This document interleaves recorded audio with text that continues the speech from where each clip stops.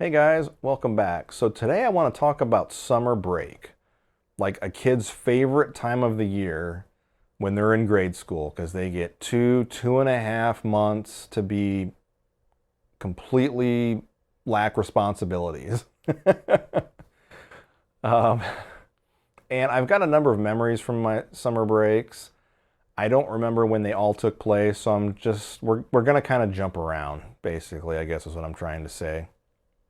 My earliest memories of summer break are having to go to summer school. And I am pretty sure this happened after I completed first, second, and third grade.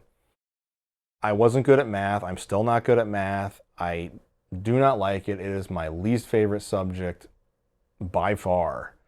You could probably say I hate math. I do not like it.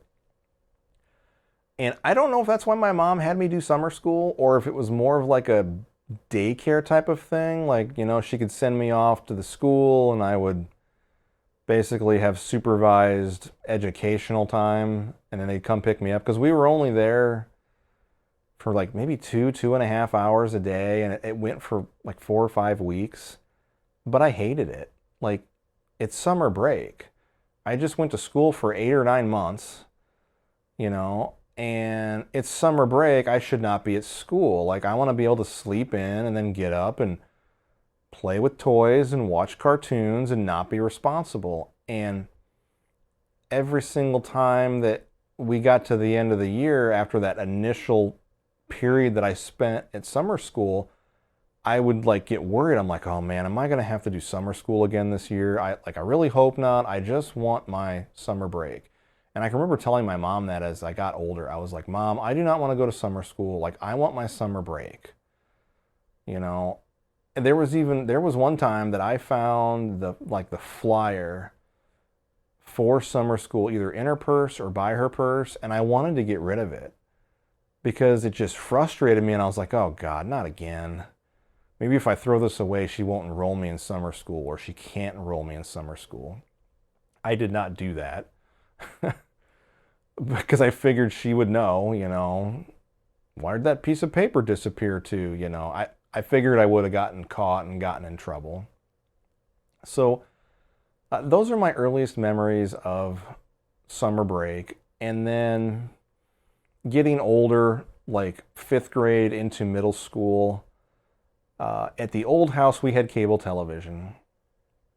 So I could watch TV like all day. There was always something I could find. I could put it on Nickelodeon and watch Nickelodeon like all day.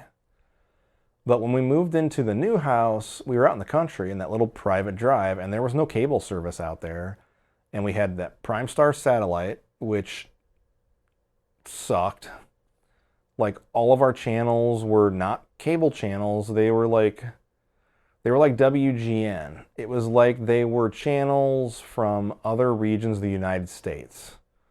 And WGN was the only channel that I remembered, but there was no TNT, TBS, USA, none of like your traditional cable channels. We didn't have any of those. So I basically stopped watching TV once we moved out into that new house. Since we were in the country, I was isolated. I couldn't ride my bike around a neighborhood because I was surrounded by cornfields and two-lane highway. And I couldn't contact my friends and go over to my friends' houses because I needed an adult to transport us or them to wherever house we were going to, and they were all at work.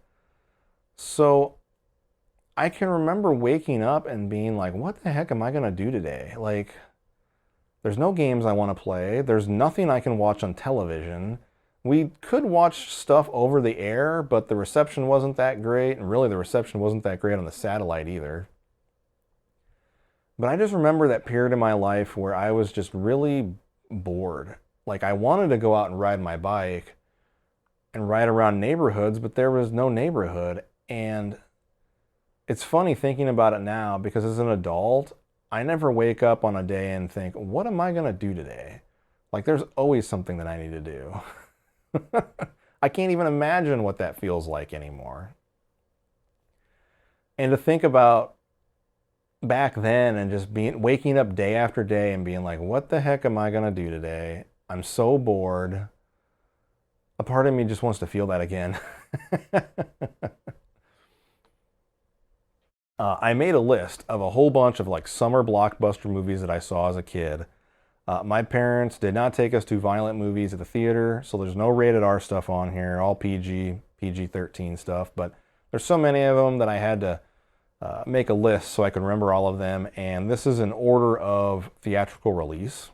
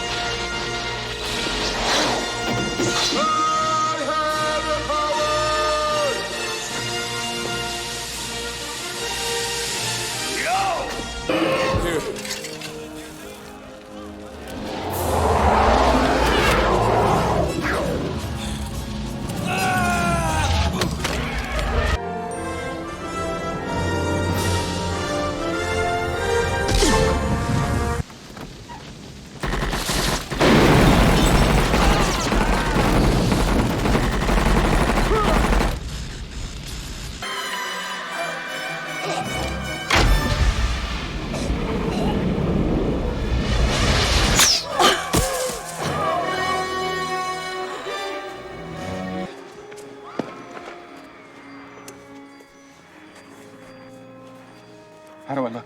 Like a hood ornament.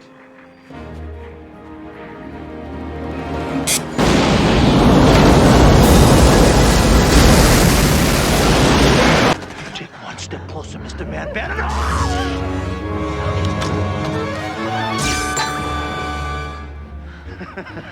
You missed.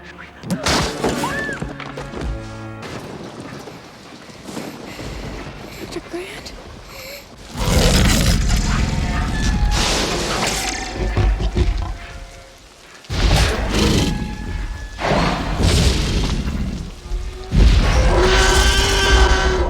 Boy, do I hate being right all the time.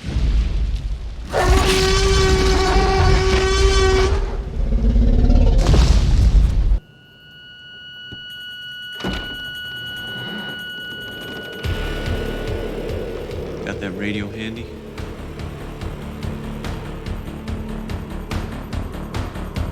Scorpion and Sub-Zero. Deadliest of enemies, but slaves under my power. Move aside. There might be other movies, but those are the ones that I strongly remember going to see in the theaters and just having a really great time. Summer jobs. So like my first official summer job where I was an employee of an employer was summer of 1995. It was for Pioneer Seed Group, and I detasseled.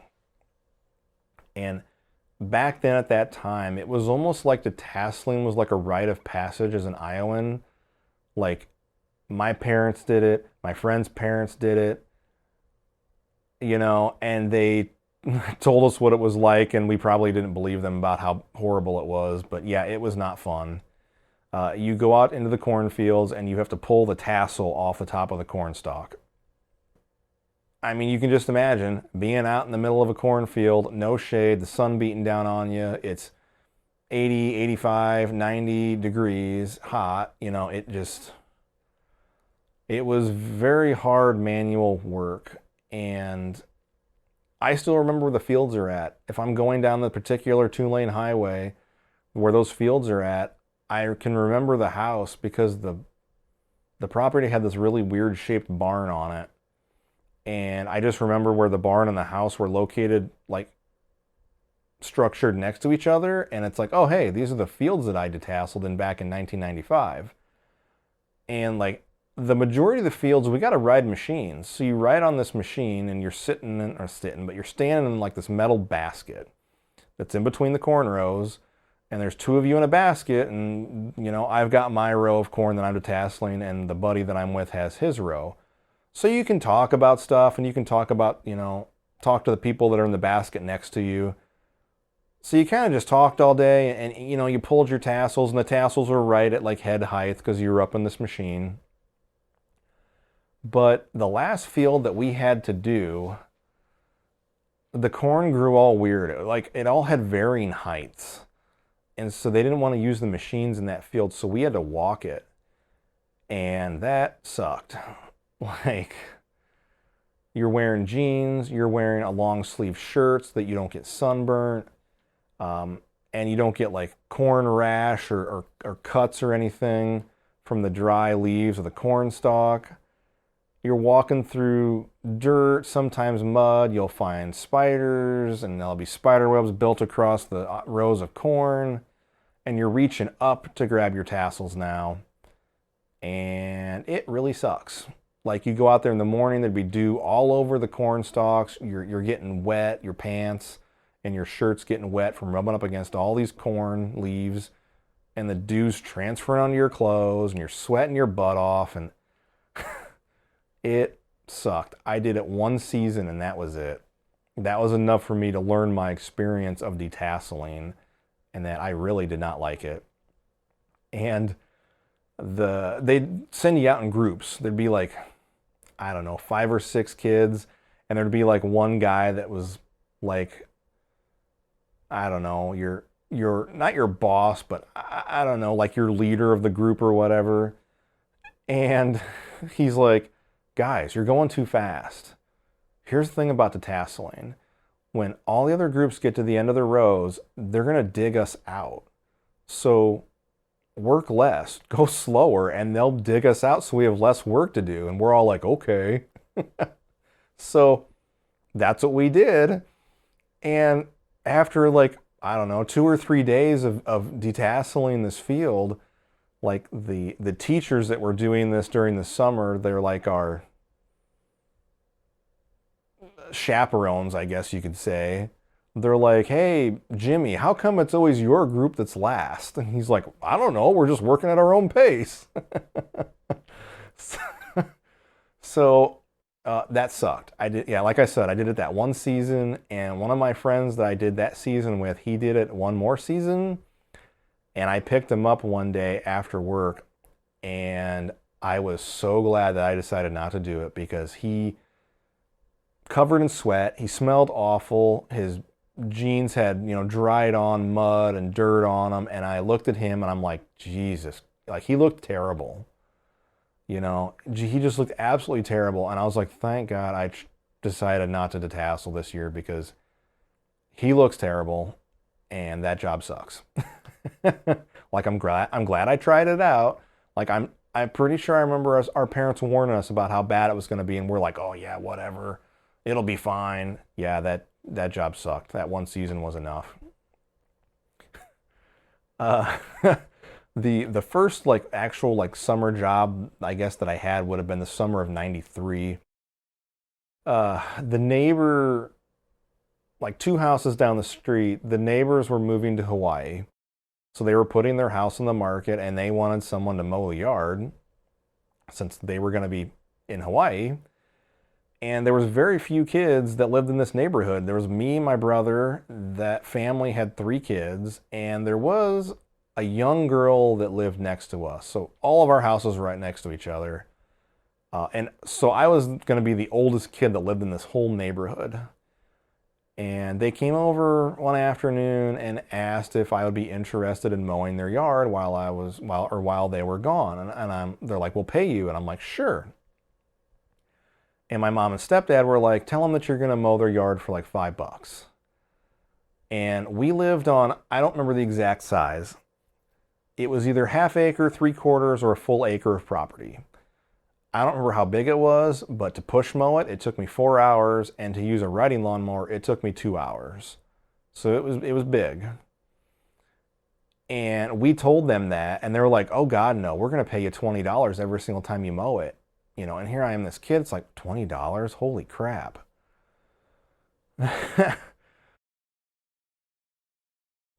So we had somewhat of a wet summer at the beginning of it, and I was going over there every week. There might have been some weeks that I didn't necessarily need to go over there, but I really wanted the $20.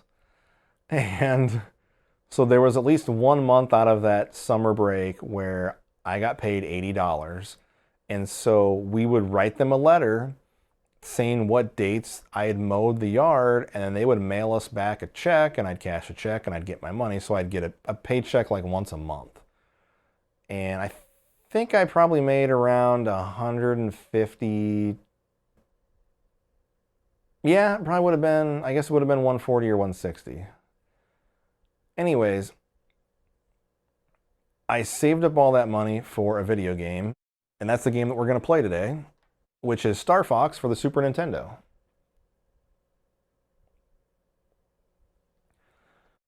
I was and still am a fan of Star Wars, and as we have discussed, I like aircraft and military stuff, and seeing the commercials for Star Fox, I was very intrigued. This was the first game that had the Super FX chip, so we had some three-dimensional graphics and elements to the game, and we're flying these spaceships, and I'm like, this is awesome. Like, this is right up my alley. I was really looking forward to getting this game. And so I saved up that money throughout the summer and ended up buying Star Fox and had a great time with it. Actually, one of the memories that I have is that it's hot in the summer, so I would want to start early. And this was almost to the point of me having enough money to buy Star Fox. And so I would go out like 7:30, 8 in the morning and start mowing, because I wanted to mow while it was still somewhat cool out. And the neighbors next door really didn't like that because they were trying to sleep in, so they complained to my parents. And they were like, can't he go out a little bit later? So then I think I was going out like at 9. And it would get so hot mowing that yard. But I was doing it so that I could get Star Fox. Like, I was so motivated to get that game. I don't know what I spent the rest of my money on, but that was my one major purchase. I was getting Star Fox. So let's check out Star Fox for the Super Nintendo.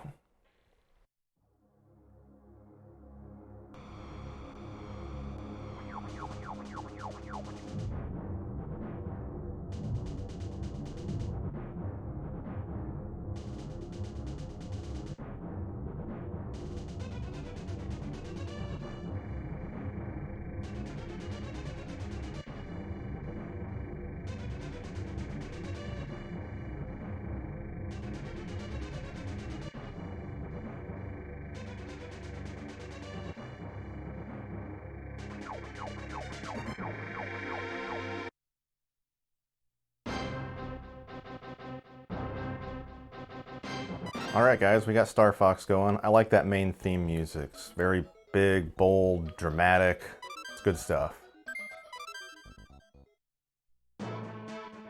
When it comes to space battles and stuff, I really like big space armadas. Like, think Star Wars, you know, and piloting an X-Wing around a bunch of Star Destroyers. I think that stuff is so cool. So I always chose this middle one because it had the Space Armada in there. So that's what we're gonna do.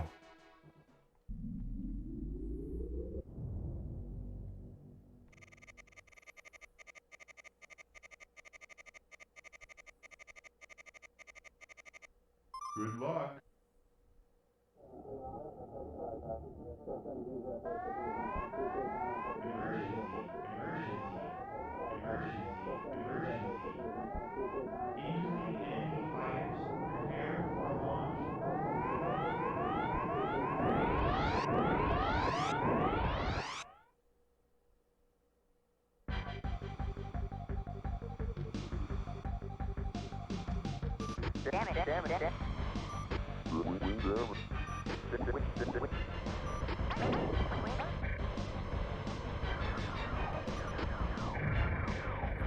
Alright, so like I stated in the other portion of the video, I mowed through the summer of '93, and this is what I was saving my money for. When I saw the commercials for Star Fox, it really blew me away.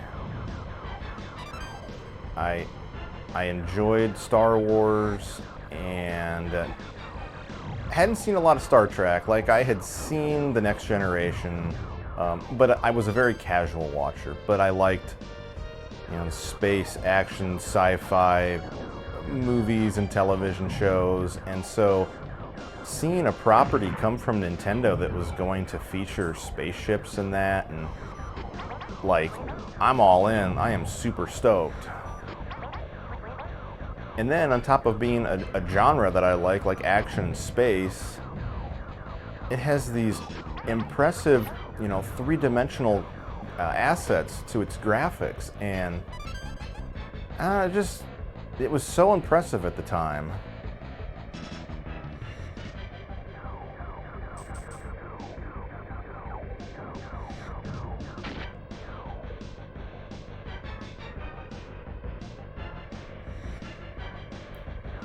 I completely missed one of my Nova bombs over there. Oops.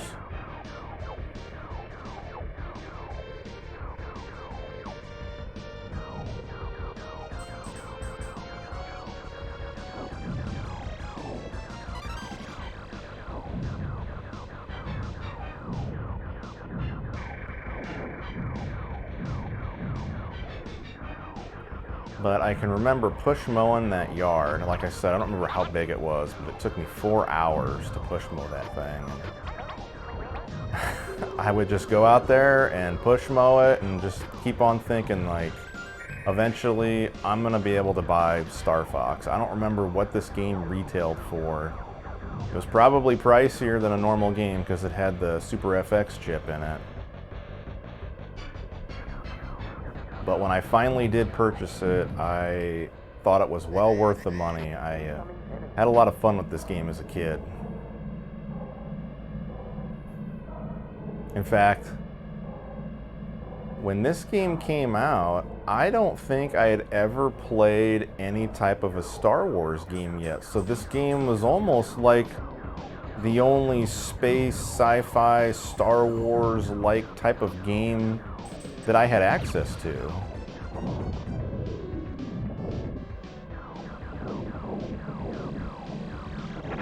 Whoops.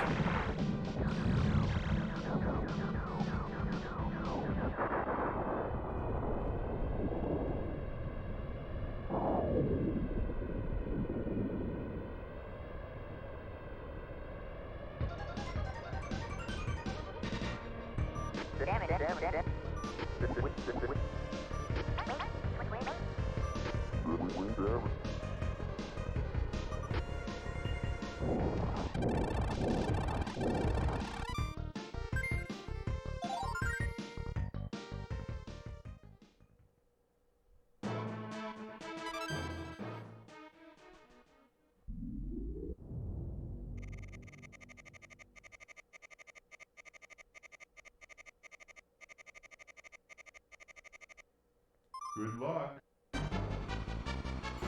This, I guess, stage or pathway of the game also intrigued me because of the asteroid belt.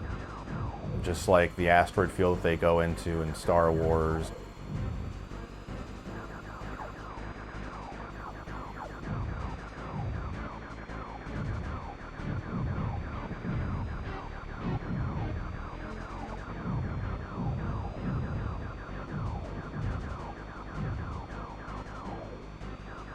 One thing about this game that I find kind of weird sometimes is that targets will be like right on the edge of the play screen, and as you can see, when you get to the edge of the play screen, these arrows, you know, appear telling you to, you know, move back to center. And I don't know, it's kind of weird. Like, why place enemies all the way over there if you want me to, you know, get back to the center of the screen?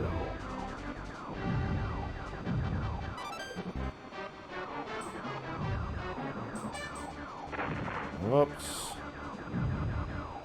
So we can shoot these, I guess, brown colored asteroids. What's that? Looks like a Nova bomb. There's some secrets in this game, and I can't remember what they are. Like, you can play a slot machine or something. I don't remember. I remember doing it as a kid, but I don't remember what you have to shoot or whatnot. I can't remember.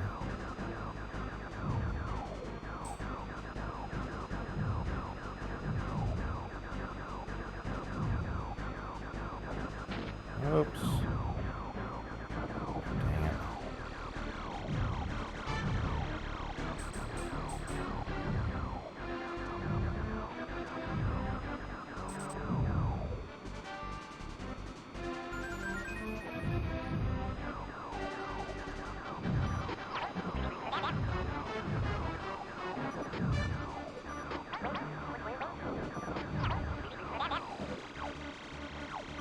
I love it when your co-pilots get right in your line of fire and they're like, watch your aim. It's like, get out of my way.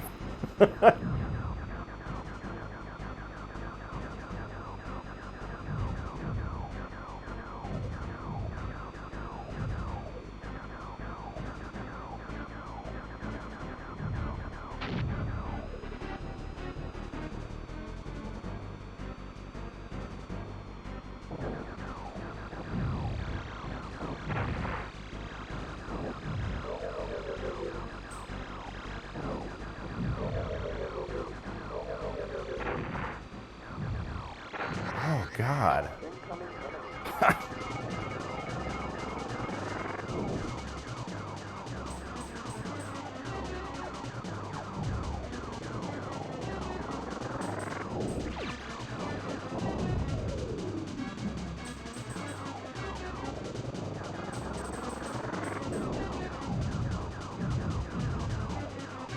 You gotta watch out here because the center of it shoots off.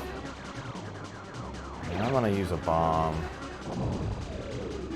just to try to weaken him faster so that I can pass this level without dying.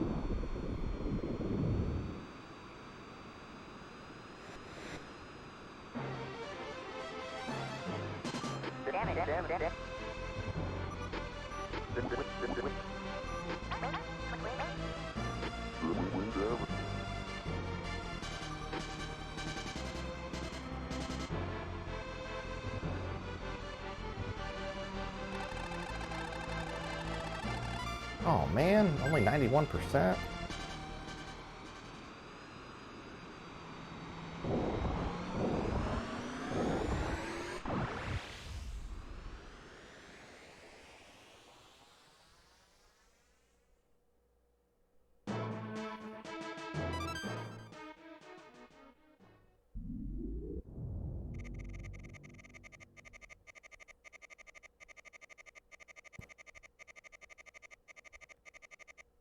Good luck. And we're coming out of hyperspace.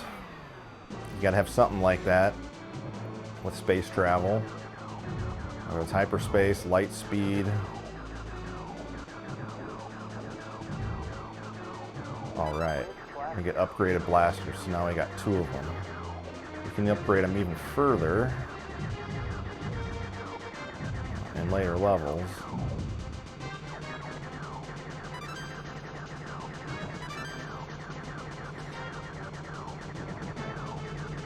Here's the first big ship of our space armada. It's got like those, you can see kind of like, I don't know, they look like antennas or whatever. Where those laser blasts were coming out, you can shoot and destroy those. I'm gonna try to get it on this one, maybe. Wow, I am. Okay, I think I got it.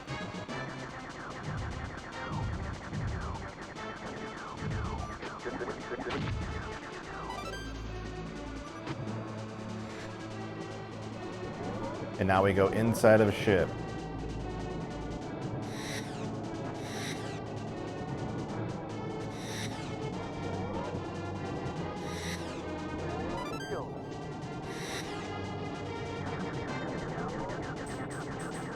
And then right up here is the core.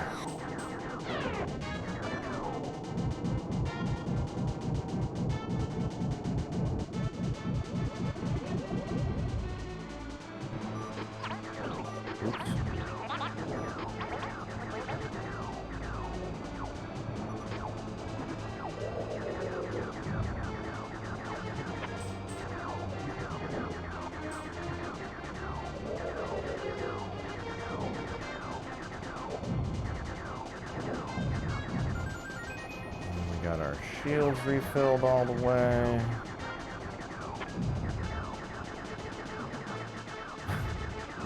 I'm doing a really bad job at hitting targets here. Usually I can clear off all of those. I don't know what they are. Those flashing things on the side of that armada ship. I don't know if they're supposed to be like gun turrets or something. I don't know.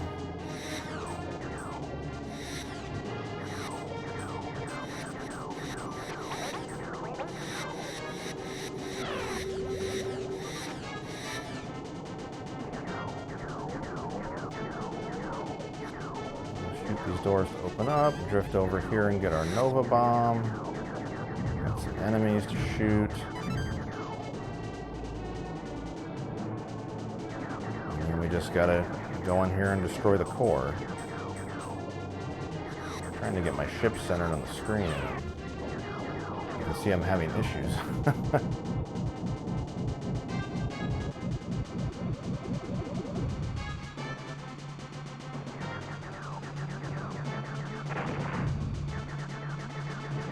Did I crash into that ship? I think I did. I was thinking I could shoot him down, but actually I think it's these ones right here that I can shoot down. That's cool looking, like as you're shooting the ship and all the little pieces are coming off of it. It's really awesome. Go down here and get our shields topped off. Oh, just so I can crash into that thing.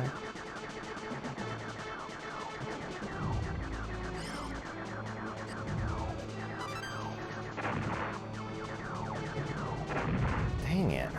Oh man, I'm only half health.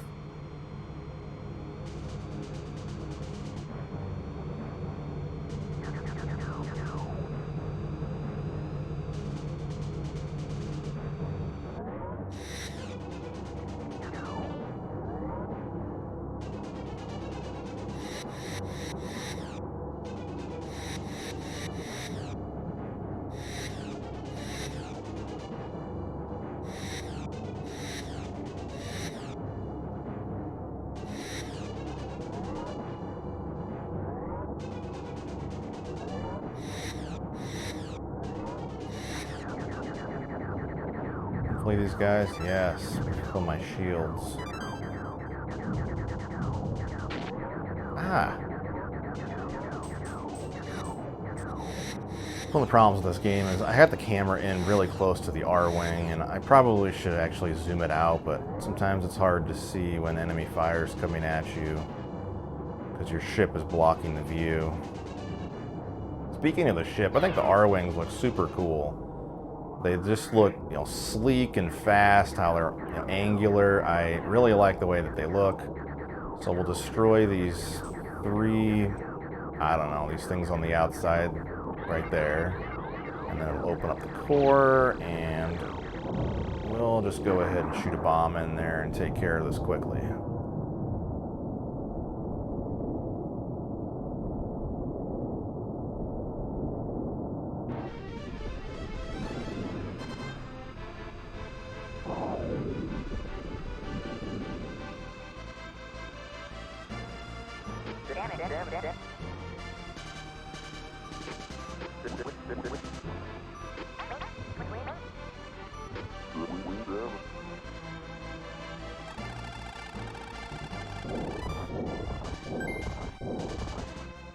At least I got into the 90s. I kind of figured it'd be less than that with how bad I was hitting targets towards the end there.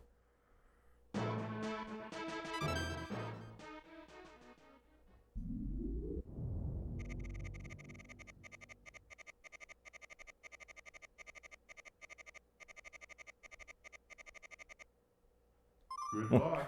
When I was a kid, it's like, I don't want to slow down, but sometimes you got to in this stage. Oh, like maybe right there.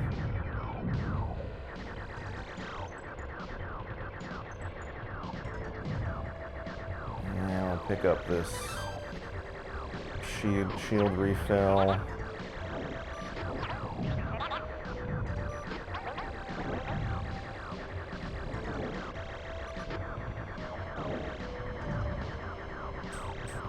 Holy cow. Oh, dang it. There was a weapon upgrade. I think I have the chance to get another. Well, maybe not. I don't know. I'll have the chance to get another one. Maybe not in this level, but I don't know. I feel like I do get it in this level.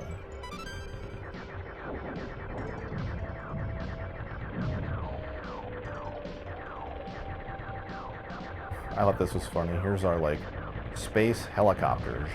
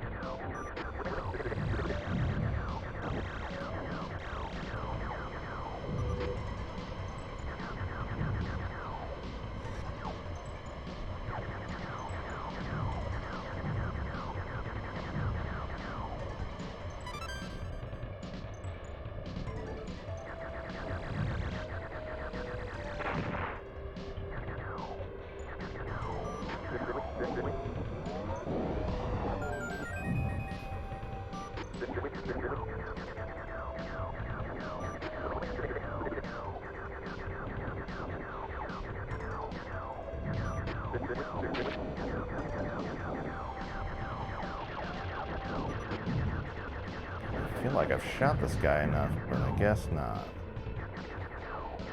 And I think this one has the... Okay, it's a bomb.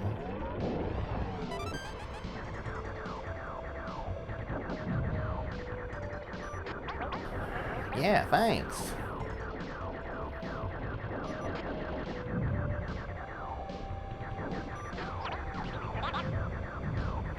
Watch your aim, Fox, but I'm gonna fly right in front of you. Here's our boss, this kind of spidery looking thing.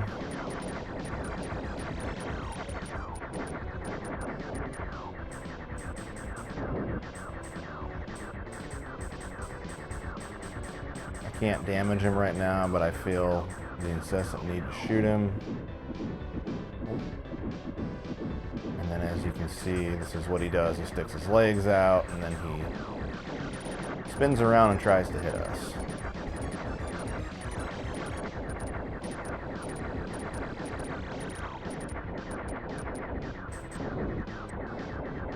And now we can damage him.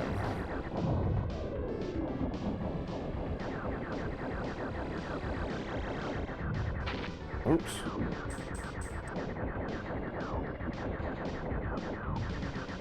And then if you guys can tell, I'm starting to shoot its legs off.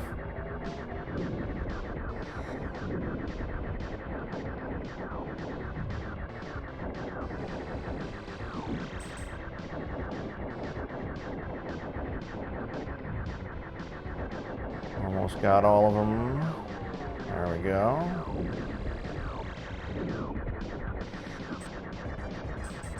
And now we just gotta whittle down his health.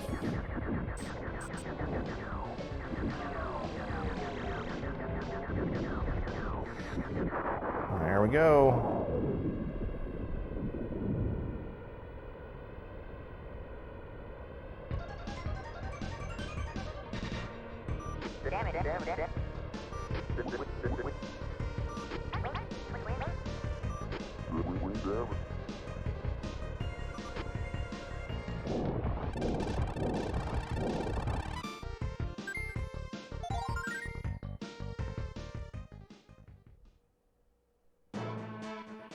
And on to Venom, our final level.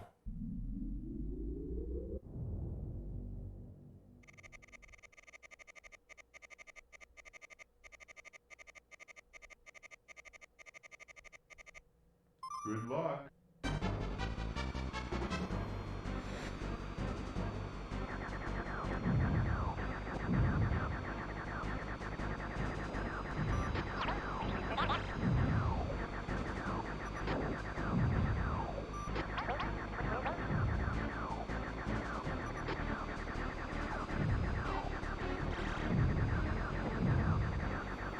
This might have been the first game where I had NPCs that would, you know, help.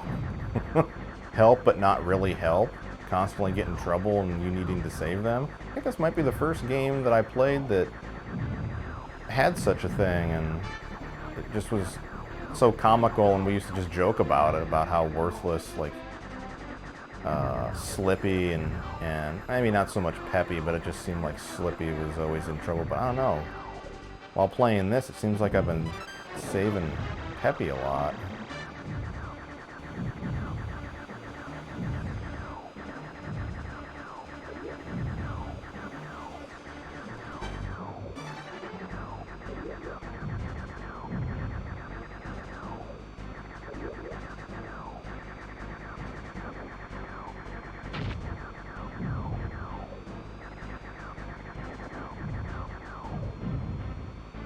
And then this level, it's got those monstery looking things that, oh. Now we got our upgraded blasters. Whoops.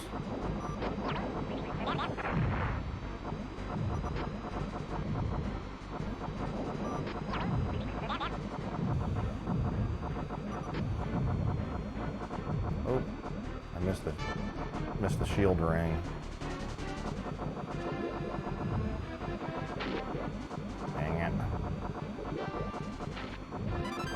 Go.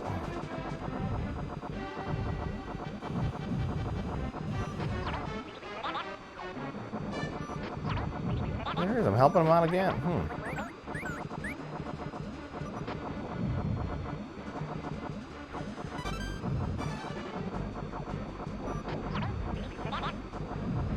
Huh, I don't remember that bird thing. Dropping shield refills. I don't know how you trigger that. Alright, this is the guy that splits and you gotta figure out which is the real one.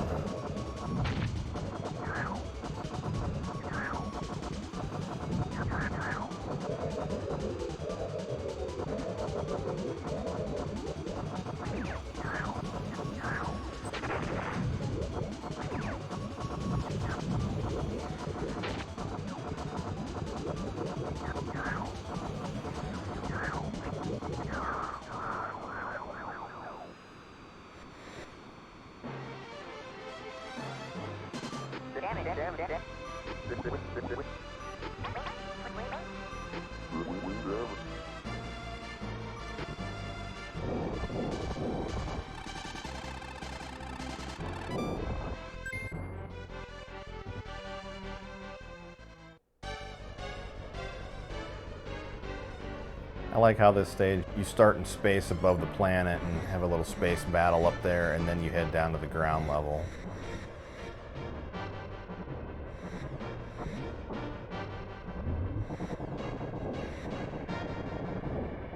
This stuff was so... Whoa, I thought it was going to be one thing in the center.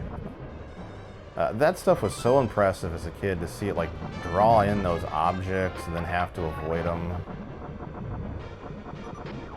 And then the background sky graphics, or whatever you want to call it, there in the back, looks very ominous. Oops.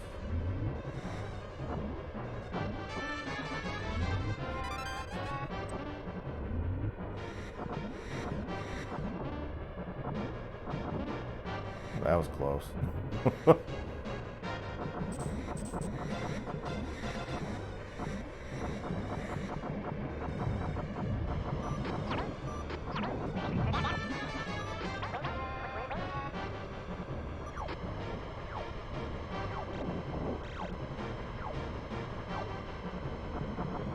Great job shooting at nothing.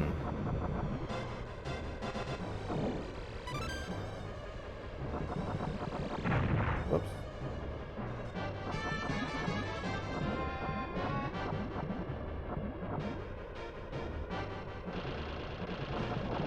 This part I always thought was really cool too.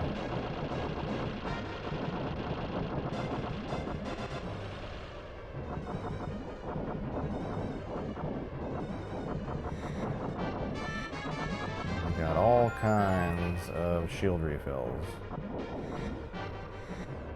I don't know how many of these things I can hold, but let's pick this one up. Ooh, there's a... I don't know if that actually upgrades it or not.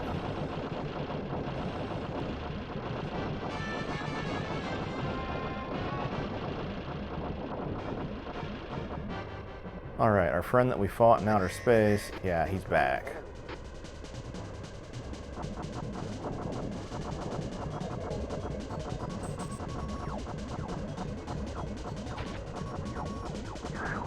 There he is.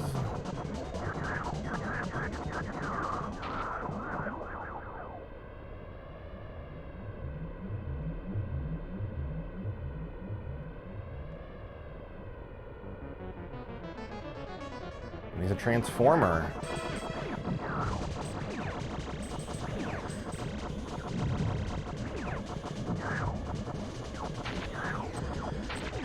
Oops. That was probably a waste. I don't know if that even hit him. Like right here, I'm hitting him and it keeps telling me to recenter the screen. It's just kind of weird that it... Whoops. As you go over that far. And he'll jump up and you got to make sure to get down low so you don't crash into him.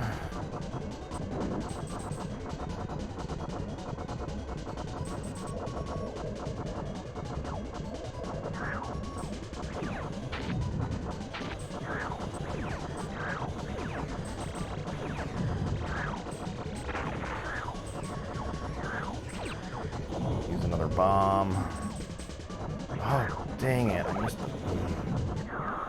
Whew. Kept missing the shield refills.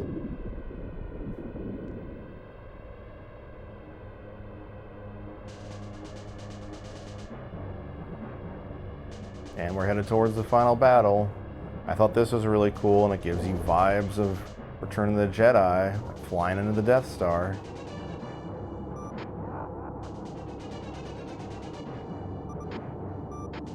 And that is the big bad, Andros. Like we've got a Nova bomb up here.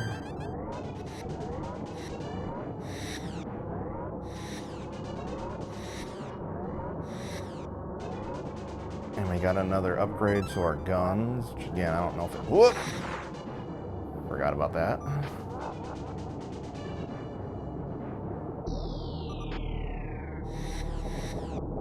I didn't really know what to think about this when I was a kid. Like, it's visually impressive and neat looking, but I was like, so I'm fighting the dude's face? Like, what? Like, the guy's just a big face?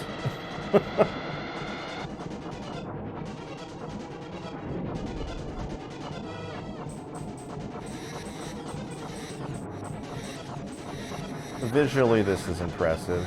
You're shooting out all these tiles, which are doing a very good job of hitting me and doing a very poor job of evading them.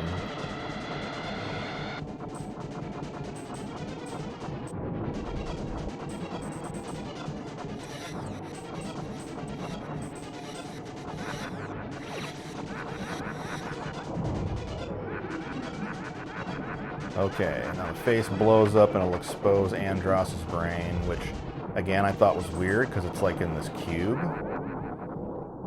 Makes me think of Superman 2, when General Zod and those other two were trapped in that thing. And they're like floating out in space. I haven't seen that movie forever. Holy cow.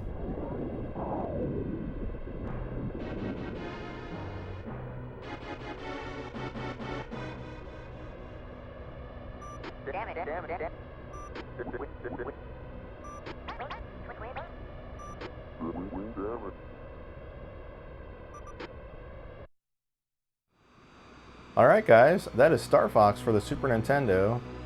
Thank you so much for watching guys, I really appreciate it, and hopefully you enjoyed this video, and we will see you next time.